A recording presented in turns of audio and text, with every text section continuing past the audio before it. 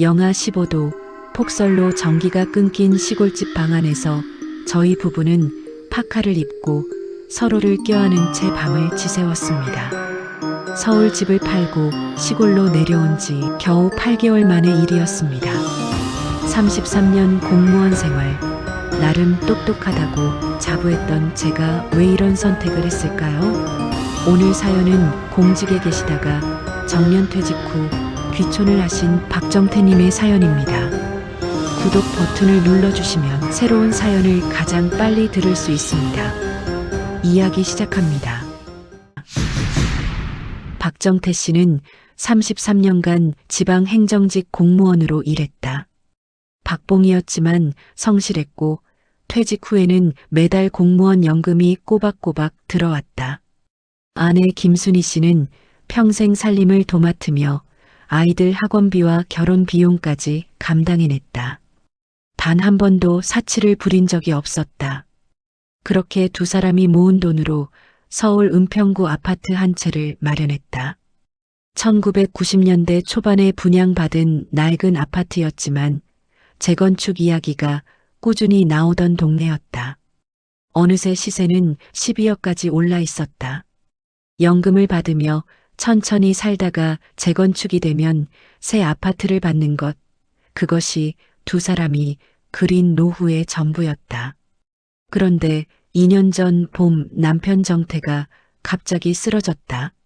순이가 119를 불렀고 그는 겨우 고비를 넘겼다. 퇴원 면담에서 심장내과 담당 의사는 심장 상태가 생각보다 좋지 않다고 했다. 스트레스와 도심 환경이 복합적으로 작용하고 있으며 지금처럼 살다가는 3년에서 5년 안에 더 심각한 문제가 올 수 있다고 했다. 가능하다면 조용하고 공기 좋은 환경으로 이사를 고려해보라는 말도 덧붙였다. 의사가 직접 이사를 권유한 그 말이 이후 모든 것의 출발점이 되었다. 그날 저녁 아들 준혁이 병실로 달려왔다. 평소에는 바빠서 자주 보기 힘들었는데 아버지가 쓰러졌다는 소식에 2시간 만에 나타났다. 준혁은 이번 기회에 결단을 내리라고 했다. 시골로 내려가면 공기도 좋고 스트레스도 없다고 했다. 그리고는 잠시 뜸을 들이다가 말을 이었다. 지금 서울 집은 매도 타이밍이 좋고 아파트 재건축이 3년 안에 된다던 얘기가 있었지만 조합 내부 갈등으로 최소 10년은 걸릴 것이라고 했다. 게다가 정부에서 부동산 세금 강화를 검토 중이라는 기사도 거론하며 지금 파는 것이 세금 면에서도 훨씬 유리하다고 설명했다. 막연한 소리가 아니었다. 재건축 조합 내부 사정, 세금 정책 변화까지 언급한 그 말은 근거 있는 이야기처럼 들렸다. 그리고 아파트를 팔아서 아들과 딸에게 증여해 줄 수도 있었다. 준혁은 전원주택 전문 부동산을 아는 사람이 있다며 좋은 곳을 알아봐 줄 수 있다고도 했다. 그때 순이가 처음으로 브레이크를 걸었다. 너무 서두르는 것 아니냐고, 재건축 조합 얘기도 확인해 봐야 하고 집을 팔기 전에 시골에서 한번 살아보기라도 해야 하지 않겠냐고 했다. 정태도 아내의 말이 옳다는 것을 알았다. 하지만 의사의 말이 자꾸 마음에 걸렸다. 5년 안에 더 심각한 문제가 올 수 있다는 그 말. 그리고 33년 공무원 생활 동안 몸에 밴 습관, 결정이 서면 바로 실행하는 것이 그를 지배했다. 훗날 정태는 그 경험이 자신을 망하게 한 것이라고 돌이켰다. 준혁이 소개해 준 사람은 전원주택 전문 부동산 중개인이었다. 50대 남성으로 자신도 서울 생활을 접고 시골에 내려와 살고 있다고 했다. 심장이 좋지 않아 내려왔는데 완전히 회복했다고, 약도 끊었다고 했다. 좋은 곳을 직접 발로 뛰어서 찾아주겠다는 말도 했다. 그가 소개한 매물은 충청도의 한 전원주택이었다. 250평 부지에 40평 단층 주택으로 시골집 치고는 상태가 꽤 깔끔했다. 매매가는 3억 8천만 원. 서울 집을 팔면 8억 가까이 남고 연금도 나오니 노후 생활에 충분하다는 계산이 나왔다. 서울집 매도 중개 수수료는 법정 상한대로 480만 원이었다. 그런데 충청도 집을 매수할 때 이 중개인은 전원주택 현장 조사비, 법무사 연계 수수료, 리모델링 컨설팅비 명목으로 따로 청구서를 보내왔다. 각각 80만 원, 150만 원, 200만 원이었다. 소액처럼 보여서 그냥 넘겼는데 나중에 합산해 보니 매수 중개 수수료까지 포함해 총 800만 원이 넘었다. 법적으로는 문제가 없었다. 비용 항목이 중개와 분리돼 있었기 때문이다. 하지만 처음부터 총액을 확인하지 않은 것은 정태 자신의 잘못이었다. 공무원으로 33년을 살면서 계약서 하나 꼼꼼히 읽지 않았다는 사실이 나중에 그를 오래도록 부끄럽게 했다. 한 가지가 더 있었다. 이 중개인은 같은 마을에 사는 은퇴 부부를 정태 부부에게 소개했다. 서울에서 내려와 건강을 완전히 회복했다며 이 마을이 다른 세상 같다고 서울로 다시는 못 돌아가겠다고 말하는 사람들이었다. 나중에 알고 보니 그들은 중개인과 아는 사이였다. 예비 귀촌자들을 안심시키는 역할을 종종 했다는 것도 그때서야 알았다. 직접적인 사기는 아니었지만 미리 알았더라면 결정이 달라졌을 것이었다. 충청도 마을에 도착한 첫날은 솔직히 꿈 같았다. 서울에서는 볼 수 없던 넓은 하늘이 펼쳐졌고 마당에는 감나무가 서 있었으며 뒤편에는 작은 텃밭이 있었다. 저녁에 마당에 앉으니 별이 보였다. 수십 년을 서울에서 살면서 별을 제대로 본 것이 언제였는지 정태는 기억조차 나지 않았다. 순이도 오랜만에 환하게 웃었다. 공기가 진짜 다르다고 했다. 이사 첫 주는 정리하느라 바빴다. 마을 이장과 이웃 어르신들이 반갑게 맞아주었다. 2달쯤 지나자 텃밭에서 상추와 열무가 올라왔고 손자가 내려와 직접 따먹는 모습이 TV에서 보던 그 장면과 다르지 않았다. 준혁도 2번 내려와 도왔고 부모님이 여기서 건강하게 살아주기를 바란다고 했다. 정태는 그때 자신들의 선택이 옳았다고 믿었다. 이사한 지 석 달쯤 지나자 조금씩 불편한 것들이 눈에 들어오기 시작했다. 가까운 슈퍼마켓까지 차로 35분, 대형마트는 50분이었다. 처음에는 감수할 수 있다고 생각했지만 2사람 모두 운전을 하긴 해도 언제까지 할 수 있을지 걱정이 슬그머니 올라왔다. 눈이라도 오면 어떻게 하냐는 말이 순이의 입에서 나왔다. 병원 문제도 있었다. 동네 의원은 있었지만 정태의 심장 정기 검진은 큰 병원에서 받아야 했다. 서울 병원까지 왕복 5시간 검진 1번 받으러 가면 하루가 꼬박 걸렸다. 이사한 지 1달쯤 됐을 때는 마을 이장이 찾아왔다. 마을 공동사업 분담금이라며 새로 오신 분들은 관례적으로 조금 더 낸다고 했다. 150만 원이었다. 당장 따질 분위기도 아니었고 마을 사람들과 잘 지내야 한다는 생각에 정태는 그냥 냈다. 이후에도 도로 포장 분담금, 마을 잔치 비용, 수해 복구 기금 등 명목은 다양했고 2사람은 번번이 원주민보다 많이 냈다. 석 달 만에 그렇게 나간 돈이 400만 원을 넘었다. 나중에 알고 보니 원주민들은 같은 항목의 절반도 안 내고 있었다. 이사한 지 5달쯤 됐을 때 정태는 서울에 심장 정기 검진을 받으러 올라갔다. 검진을 마치고 아들 집에 들렀는데 현관에 들어서는 순간 뭔가 달라진 느낌이 왔다.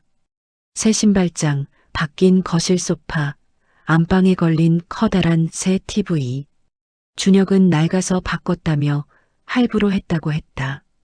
그냥 넘어가려다 아들 서재에 잠깐 들어갔는데 책상 위에 서류 봉투가 펼쳐져 있었다. 부동산 매매 계약서였다. 마포구 오피스텔, 매매가 2억 8천만 원. 추궁하자 준혁은 결국 털어놓았다. 작년에 직장 동료들 사이에서 갭 투자 얘기가 돌았고 전세를 끼고 오피스텔을 사면 실투자금이 얼마 안 든다고 해서 자신도 소액 대출과 저축으로 살 생각이었다는 것이었다. 그런데 잔금 날짜가 부모의 매도 자금이 들어오는 시점과 맞아떨어졌고 결국 그 타이밍에 구매가 이루어졌다는 것이었다. 아버지의 건강을 걱정한 것은 진심이었지만 부모가 집을 파는 그 타이밍에 자신도 증여받아서 투자할 수 있겠다는 생각이 함께 있었던 것도 사실이라고 했다. 정태는 한동안 말이 나오지 않았다. 선의와 아들의 계산이 섞인 권유였다. 어디까지가 효도이고 어디서부터 이기심인지 가르기조차 어려웠다. 아들을 미워해야 할지 그냥 어리석었다고 봐야 할지. 며칠 후 순이가 며느리에게 조심스럽게 전화했다. 며느리는 한참 침묵하다가 입을 열었다. 처음에는 자신도 반대했다고 귀촌보다는 임대로 먼저 살아보시라고 했는데 남편이 지금 아니면 타이밍이 없다고 했다는 것이었다.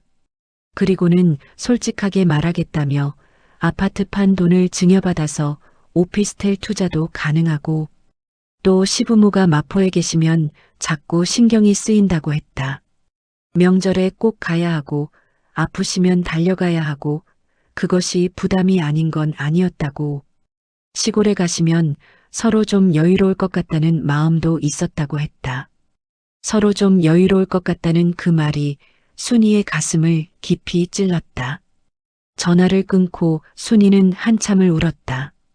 옆에 있던 정태는 아무 말도 하지 못했다. 두 사람은 같은 생각을 하고 있었다. 자신들이 서울에 있으면 부담이 되는 부모였다는 것을. 귀농귀촌 종합센터 실태조사에 따르면 귀촌 후 생활에 불만족한다는 응답이 42% 이상이었다. 귀촌 1년차 월평균 소득은 귀촌 전에 64% 수준으로 줄었다. 전원주택 거래량은 매년 늘었지만 매물 적체도 함께 증가하는 추세였다. 인터넷을 뒤지다 귀촌 실패자 모임 카페를 발견한 정태는 망설이다가 가입했다. 들어가 보니 비슷한 상황의 사람들이 수백 명이었다. 강원도에서 2년을 버티다 못 살겠어서 집을 내놨는데 사려는 사람이 없어 구입가보다 5천을 낮춰 팔았다는 사람이 있었다. 한겨울 난방비가 한 달에 65만 원이었다고 가장 힘들었던 것은 아플 때였다고 했다. 새벽에 아내가 쓰러졌는데 구급차가 45분 만에 도착했다는 이야기였다. 또한 귀촌한 마을에서 처음엔 마을 사람들이 정말 잘해줬는데 1년이 지나자 달라졌다는 사람도 있었다. 정태의 마을도 다르지 않았다. 11월이 되자 기온이 뚝 떨어졌다. 기름 보일러를 켰더니 첫 달 난방비가 54만 원이 나왔다. 서울 아파트에서 한겨울에도 10만 원 전후였던 난방비가 4배를 넘은 것이었다. 방과 거실을 모두 난방할 수 없어서도 사람은 작은 방 하나에서 생활했다. 두꺼운 이불을 몇 겹씩 덮고 잠을 잤고 새벽에 화장실 가는 것이 고역이었다. 그러던 어느 날 새벽 2시 갑자기 전기가 나갔다. 보일러도 전열기도 아무것도 작동하지 않았다. 한국전력에 전화하니 폭설로 복구에 시간이 걸린다고 다음날 오전 중에 인력을 보내겠다고 했다. 두 사람은 촛불 하나를 켜두고 두꺼운 파카를 입은 채 서로를 껴안고 밤을 버텼다. 전기가 복구된 것은 다음날 오후였다. 그로부터 사흘 후 순이가 텃밭 옆 먼길에서 미끄러졌다.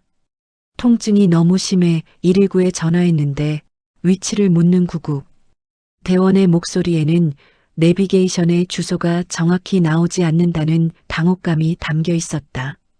구급차가 도착한 것은 전화한 지 38분 후였다. 동네 의원에서 골반 골절이 의심된다며 큰 병원으로 가보라고 했고 정태는 혼자 아내를 데리고 2시간 거리의 병원까지 갔다. 다행히 골절은 아니고 타박상이었다.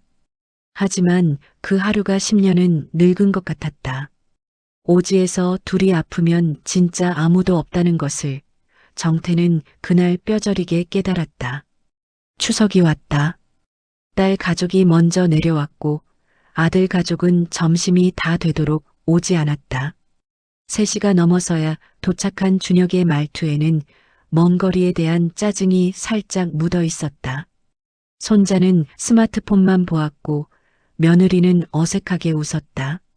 식사 도중 딸 미래가 조용히 오빠에게 마포 오피스텔을 샀냐고 물었다. 부모의 집을 팔아받은 돈으로 투자한 것이 아니냐고 이야기했다. 준혁은 자기 돈으로 산 것이라고 했고 미래는 엄마 아빠를 이 오지에서 살게 해놓고 상관없냐고 목소리를 높였다. 그 순간 정태의 가슴에 통증이 왔다. 처음에는 체한 줄 알았다. 그런데 식은땀이 흘렀다. 추석 귀성 차량으로 꽉 막힌 고속도로를 2시간 달려서야 응급실에 도착했다. 의사는 협심증 재발이라고 했다.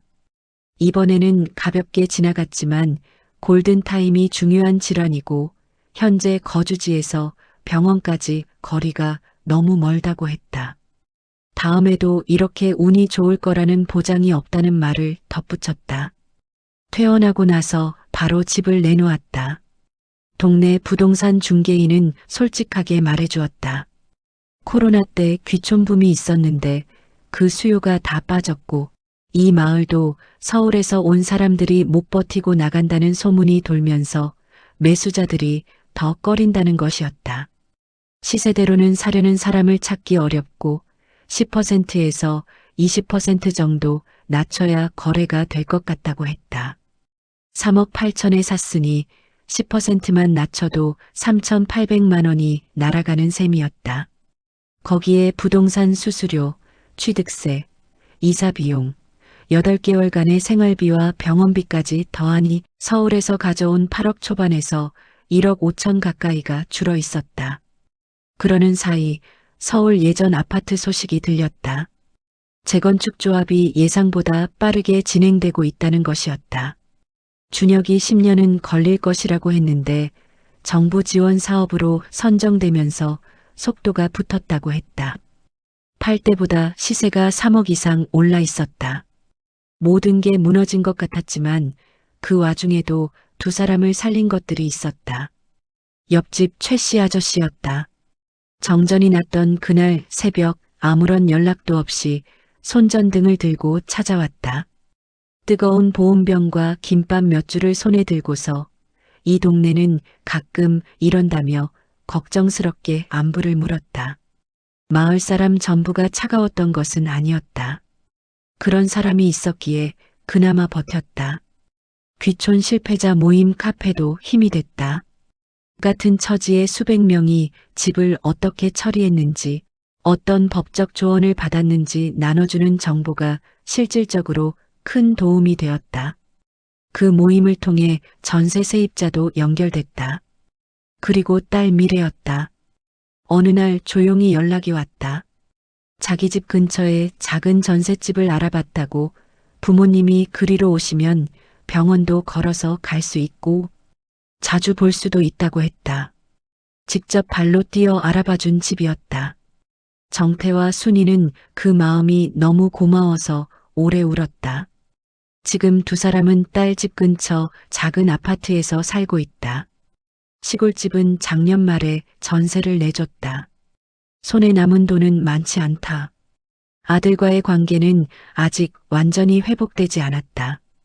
원망하기도 하고 이해하려고도 한다. 이 나이에 자식 문제가 이렇게 복잡할 줄은 몰랐다. 그래도 정태의 건강은 조금씩 나아지고 있다. 이제 병원도 걸어서 간다. 딸의 손녀도 자주 본다. 정태는 이 이야기가 부끄럽다고 했다. 33년간 어떤 계약서도 꼼꼼히 읽어온 공무원이 정작 자신의 노후를 건 결정 앞에서는 이렇게 허술했다는 것이. 하지만 이 이야기를 하지 않으면 다음 피해자가 생긴다는 것을 안다. 노후에 필요한 것은 멋진 풍경이 아니다. 가까운 병원, 편한 교통, 외롭지 않은 이웃. 그 평범한 것들이 나이 들수록 얼마나 소중한지를 그는 시골에서 1년을 살고 나서야 알았다. 귀촌을 생각한다면 반드시 기억해야 할 것들이 있다. 집을 먼저 팔지 않는 것. 임대로 내놓고 귀촌지에서 최소 1년, 여름과 겨울 두 계절을 모두 겪어본 뒤에 결정하는 것. 자녀의 권유를 전부 믿지 않는 것. 선의와 이기심은 같은 사람 안에 얼마든지 함께 있을 수 있으므로 가족 외의 전문가 의견을 반드시 따로 구하는 것. 응급실까지의 거리를 가장 먼저 확인하는 것. 아름다운 경치는 쓰러지면 아무 소용이 없다. 계약서의 모든 비용 항목을 합산해 총액을 먼저 파악하는 것. 그리고 마을 커뮤니티는 처음 몇 달이 전부가 아니라는 것. 원주민들과 진짜 이웃이 되려면 오랜 시간이 걸린다는 것. 정태는 그 모든 것을 몸으로 배웠다. 너무 비싼 수업료였다.